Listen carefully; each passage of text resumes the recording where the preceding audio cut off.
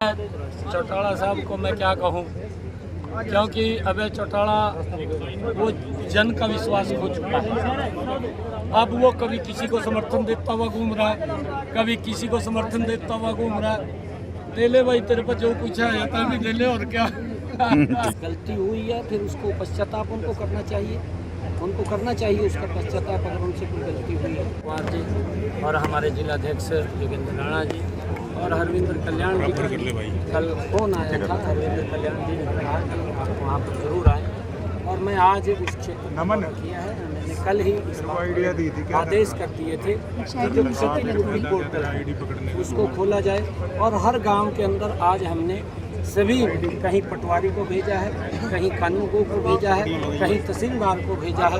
एक भी गांव ऐसा नहीं है जिस गांव के अंदर पटवारी, कानूनगो या तहसीलदार ना हो। वो फिजिकल भी जा करके जो नुकसान हमारे किसान का इस ओलावृष्टि के कारण हुआ है, ताकि उसकी भरपाई की जा सके, उसके हमने आदेश दिए हैं। और हमारे किसान को इस बात की चिंता करने की जरूरत है। करनाल में बेरोजगारी पहले भी सरकार किसानों के साथ कंधे से कंधा मिला करके खड़ी थी, और अब भी किसानों के साथ खड़ी है।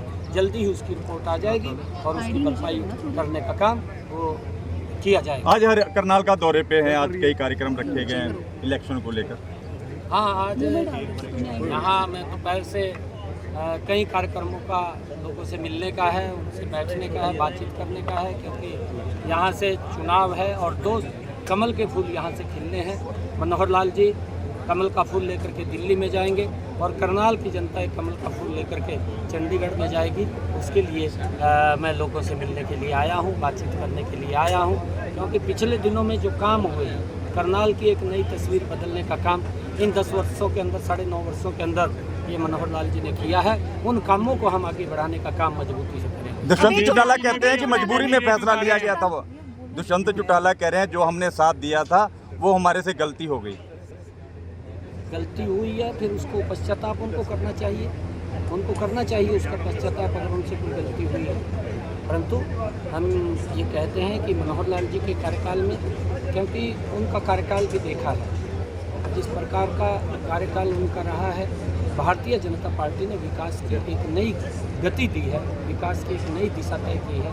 चाहे देश है, चाहे प्रदेश है, हर लोगों तक विकास को गति से पहुंचाने का काम किया। जो समस्याएं थी, उन समस्याओं का समाधान करने का काम ये हमारी करनाल के पूर्व अभय चौटाला जी ने कहा है कि वोटिंग की पूरे पहले चरण 2 सीटों पर क्या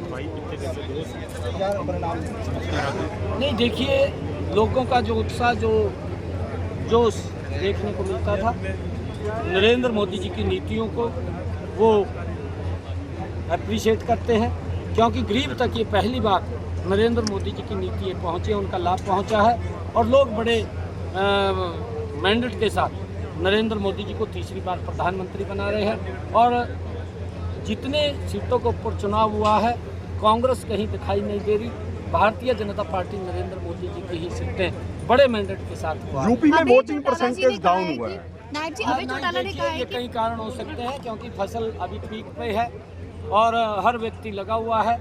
हमने फिर भी लोगों से आग्रह किया था कि काम को छोड़ करके इस देश के, राष्ट्र के विकास के लिए वोट पोल करें, और लोग उस बात को भी समझ रहे हैं। परंतु समय का ऐसा है, क्योंकि फसल का पीक है, हर व्यक्ति उसके अंदर लगा हुआ है, जो भी है। नायब जी, अभय चौटाला ने कहा है कि विधानसभा में अगर उम्मीदवार इकट्ठे होते हैं तो नायब सैनी की हार निश्चित है। पहले वो अब कर लो इसी में कर लो। अभय चौटाला साहब को मैं क्या कहूँ, क्योंकि अभय चौटाला वो जन का विश्वास खो चुका है। अब वो कभी किसी को समर्थन देता हुआ घूम रहा है, कभी किसी को समर्थन देता हुआ घूम रहा है। ले ले भाई, तेरे पर जो कुछ है आता भी ले ले, और क्या। सीटी के स्टूडेंट ने कहा है कि